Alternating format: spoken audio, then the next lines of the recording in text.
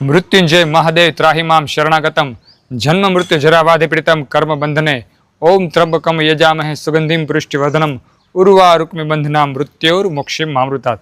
श्री भक्तो આજના વિડીયોનું ટાઇટલ ખૂબ જ સરસ છે કે જો તમે શિવાલય જાઓ ને તો કાચબા જેવું સંયમી જીવન રાખજો। કાચબો કુર્મ ભગવાન વિષ્ણુ ભગવાન નારાયણનું પ્રતીક છે।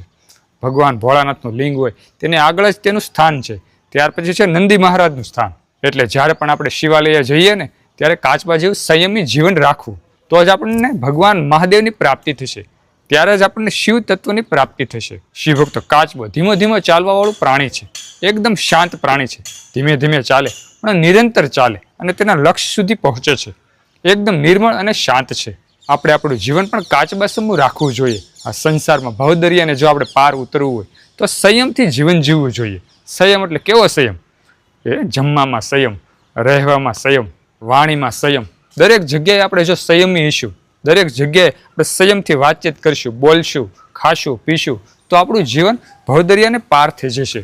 જો આપણે સંયમતા આપણે ગુમાવી દઈશું ને તો આપણે હંમેશા દુઃખી થઈશું। ભગવાન મહાદેવ ખાસ કરી અને કાચબા કુર્મમાંથી આપણને શીખવે છે કે હંમેશા આપણે સંયમી જીવન રાખવું જોઈએ। હંમેશા આપણે કાચબા સમૂહ જીવન રાખવું જોઈએ, તો જ આપણને જીવનમાં સુખોની પ્રાપ્તિ થાય છે। એટલે જેટલા પણ શિવભક્તો મારી સાથે જોડાયેલા છે તેને ખાસ એટલું જ કહેવાનું કે જ્યારે તમે શિવાલય જાઓ ને ત્યારે તમારે કાચબા સમૂહ જીવન રાખવાનું છે, તો જ તમને જ્ઞાનની પ્રાપ્તિ થશે, તો જ તમને શિવ તત્વની પ્રાપ્તિ થશે, તો જ તમને ભગવાન ભોળાનાથની પ્રાપ્તિ થશે। મહાદેવ।